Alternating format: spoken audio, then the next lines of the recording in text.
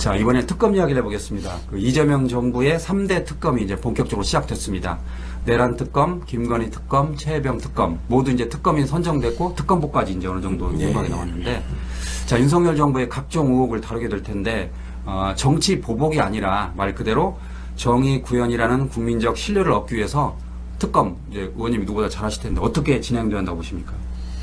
특검이 지금까지 준비하고 뭔가 수사를 위해서 뛰는 모습을 보면은 굉장히 열심히 성과를 내기 위해서 애를 쓰는 모습이 보입니다. 이제 최근에 조은석 특검이 왜 서울고검 청사를 굳이 특검 사무실로 하느냐에 대한 우려가 있는 건 사실이죠. 그리고 실제로 걱정이 되죠. 그 안에서 보안을 유지하기 위해서 그렇게 갔다고 하는데, 아니 검찰에 대한 수사가 내란 특검에서는 진행돼야 되는데 거기 안에 있으면서 수사 보안이, 특히 검찰에 대한 수사에 대한 보안이 어떻게 유지될 수 있을까, 이런 점에 대한 의구심에 대해서는 좀 조은석 특검이 응답을 해주셨으면 좋겠고, 그간의 특검이 이제 출범하는 과정은 과거에는 그 상당 기간 동안 특검이 없다가 어떤 계기가 되면 특검이 하나 출범하고 뭐 이런 식이었잖아요. 근데 이거는 정부가 출범하는 것과 거의 동시에 특검 3개가 한꺼번에 출범하다 보니까 120명 검사라고. 네, 약간 행정적인 혼선이 있긴 했어요. 그러니까 정부가 안정적으로 돌아가는 상황에서 특검이 출범하면은 특검이 정부에다가 이러이러한 부분에 대한 필요한 인력이나 지원을 요청하고, 그러면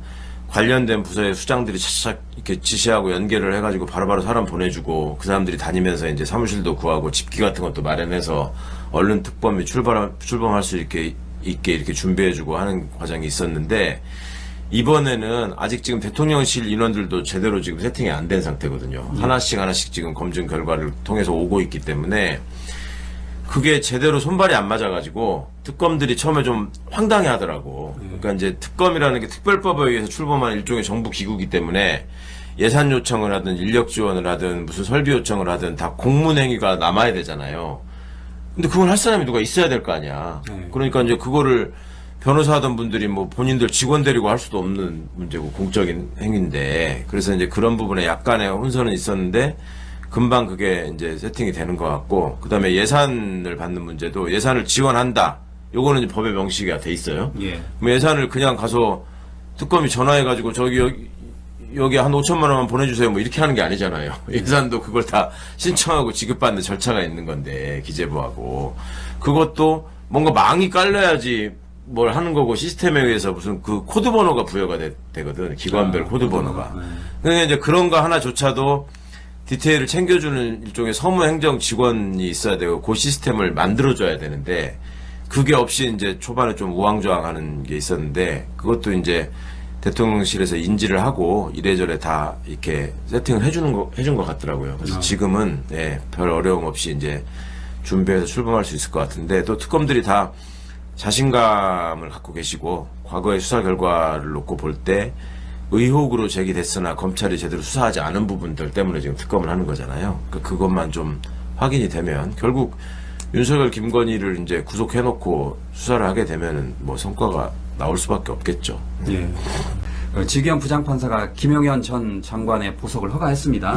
그런데 김 전 장관은 조건이 붙었다라는 이유로 지금 거부했어요. 좀 희한한 일인데, 뭐 잘 아시는 것처럼 구속 만료 기일이 6월 26일이니까 어차피 조금만 버티면 조건이 안 붙어서 내가 뭐 윤석열이나 누굴 자유롭게 만날 수 있는데 굳이 내가 왜 조건이 붙는 걸 받느냐라고 해서 지금 전략적으로 거절한 것 같은데.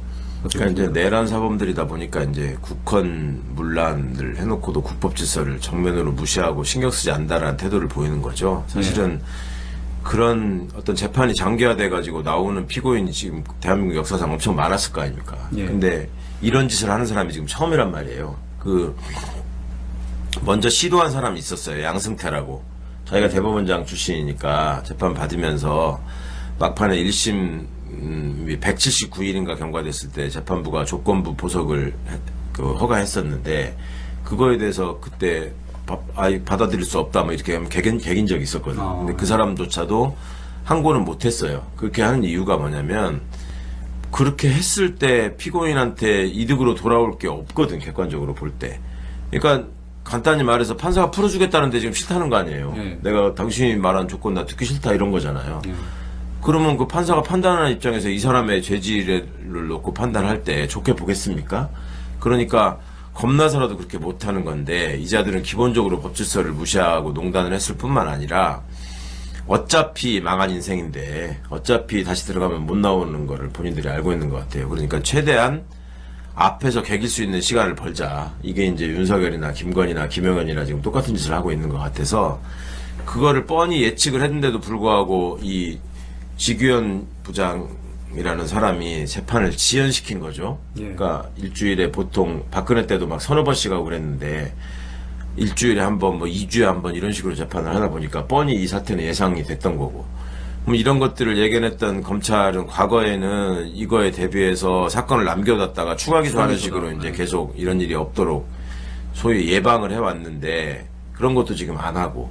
그리고 기존에 지들이 했던 정경심 교수 건이나 저 이화영 부지사 건에서 보였던 그런 모습과 정반대의 모습을 지금 보이고 있으니까 이 법비들의 준동이 여전히 끝나지 않고 있구나라는 점 때문에 걱정들을 하시는데 큰 걱정은 안 하셔도 되는 것이 이제 특검이 발동돼서 이제 움직이고 있기 때문에 저 사람들은 바로 또 구속됩니다. 그 안에 또 뭐 지들끼리는 먼 일을 정치적인 제스처를 또 취하려고 용을 쓰겠지만 지금 그렇게 했을 때 어떤 국민이 그거를 좋게 바라볼 것이고 그 아스팔트에 있는 파시스트들 빼고는 누가 박수를 칠 것이며 그리고 그런 걱정 하시는 분들도 있더라고요. 지금 내란 사범들이 차례차례 지금 나오게 생겼는데 이것들 다시 작당해가지고 또 뭔가를 모의해가지고 내란을 일으키는 거 아니냐. 예.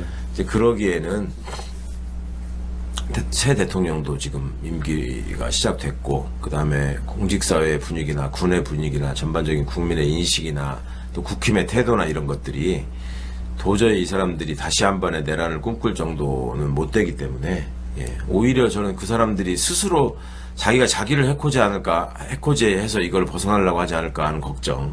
그거 말고는 크게 뭐 증거인멸을 한다고 해봤자 얼마나 그게 가능할지. 그러니까 증거인멸 한다고 해봤자 이제 말 맞추는 거거든요. 예. 그러니까 그런 것들도 지금 내부 제보들이 이제 특검 출범하고 하면 이제 막 쏟아질 거기 때문에 그다지 그렇게 효과를 내기는 어려울 것이다. 그렇지만 국민들 입장에서는 계속 눈을 부릅뜨고 감시해야 되는 건 맞다.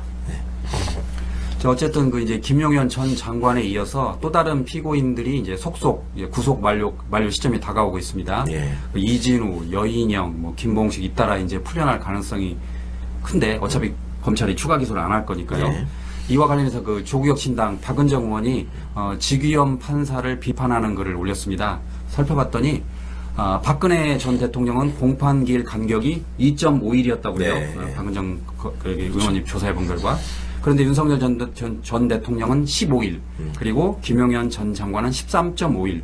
그러니까 거의 6배가량 긴 거예요. 그렇죠. 이렇게 보면 박은정 의원은 처음부터 우리 지규현 판사가 신속하게 공판할 의지가 없었다. 결국 처음부터 풀어줄 결심을 한 거 아니냐라고 지금 비판하고 있습니다. 예. 어떻게 아니 보십니까? 그렇게 보일 수밖에 없죠. 지금 여러 가지 상황이 본인이 윤석열의 구속 취소를 한 거에 덧붙여가지고 지금 이 재판 지연까지 이렇게 하면서 본인에게 제기된 추문에 대해서는 지금 말 같지 않은 해명을 내놓고 대법원도 별다른 조치가 없이 지금 뭉개고 있는 상황이란 말이에요. 예. 그러니까 이 점은 국민들께서도 절대 놓치지 말고 계속 보셔야 되고 이렇게 국회의원들이 계속 문제 제기를 하고 또 법원을 상대로 또 이 부분에 대한 해명을 요구하고 추궁하고 이런 것들이 꼭 이어져야 될 일이고 아마도 이런 식의 태도를 보이는 지금 지규현 판사는 본인이 선고를 하지 않겠다. 왜냐하면 어떻게 해도 욕먹을 거거든 지금.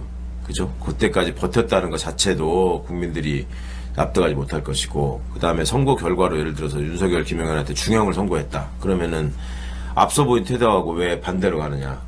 정권이 바뀌니까 이제 잘 보이려고 그러느냐 이런 소리를 들을 거고 그렇다고 해서 뭐 윤석열이나 김용현 등등에게 무죄를 선고하자면 이제 희대 역적이 되는 거고 예. 그러니까 본인 입장에서도 저렇게 시간 끌다가 이제 겨울 와가지고 인사이동 시기 되면은 빠져나가야 되겠다 이런 계산을 하고 있는지는 모르겠는데 철저하게 개인적인 생각에 얽매여 있는 것처럼 보이는 부분은 굉장히 유감스러운 부분이고 어쨌거나 법비들의 그 참모습 이런 것들을 국민들한테 좀 각인시키는 역할은 하고 있지만 이 재판을 망치지 않도록 저희가 더 질타하고 감시해야 될 것 같습니다.